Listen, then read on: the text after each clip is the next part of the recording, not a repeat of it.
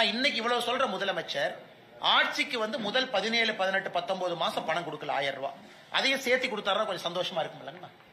அதையும் சேர்த்து கொடுத்தா ஆட்சிக்கு முதல்ல கொடுக்காததுக்கும் 1000 ரூபாய் கணக்கு போட்டு மொத்தமா ஒரு அக்கௌண்ட்டுக்கு 30,000 ரூபாய் நீங்க அனுப்பிச்சு விட்டாருன்னா ஹாப்பியா இருக்கும்ல. அதை பண்ண மாட்டாரு.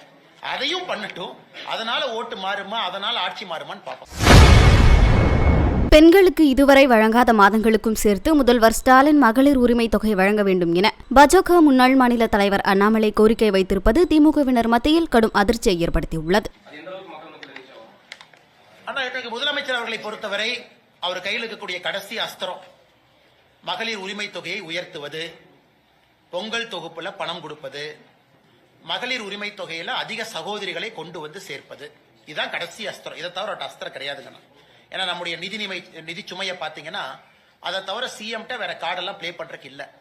அவர் என்னதான் அஸ்திரத்தை பயன்படுத்தினாலும் கூட மக்கள் தெளிவாக இருக்கின்றார்கள். ஆட்சி போக வேண்டும் என்று முடிவு செய்த பிறகு அது மெதுவா போனான்னு வேகமா போனான்னு நிச்சயமா 2026 தேர்தலில் ஆட்சி போயிருங்கண்ணா.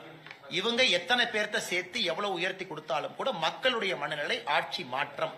அதனால் நிச்சயமாக ஆட்சி மாற்றம் நடக்கும். பொங்கலுக்கும் பணம் கொடுப்பாங்க, 3000 5000 கொடுப்பாங்க. நல்லதுதான், கொடுத்தாங்க, வரவேற்கிறோம். மக்கள் அதை வாங்கி வச்சுட்டோம், அவங்க பணம் தான். ஆனா இன்னைக்கு இவ்வளவு சொல்ற முதலமைச்சர் ஆட்சிக்கு முதல் 17, 18, 19 மாசம் பணம் கொடுக்கல 1000 ரூபாய். அதையும் சேர்த்து கொடுத்தாருன்னா கொஞ்சம் சந்தோஷமா இருக்கும் இல்லைங்கண்ணா.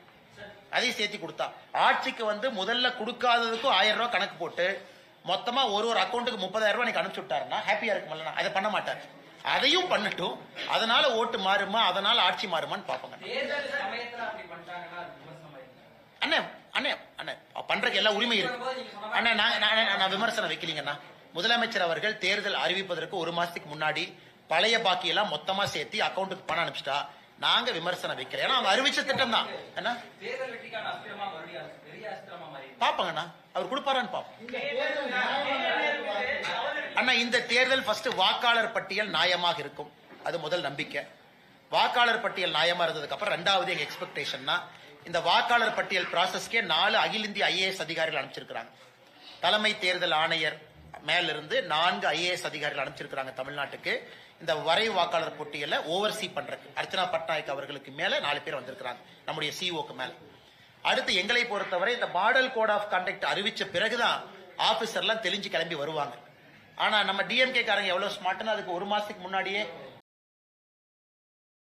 செய்திகளை உள்ளது உள்ளபடி தெரிந்து கொள்ள ரெஃப்ளெக்ட் நியூஸை சப்ஸ்கிரைப் பண்ணுங்க.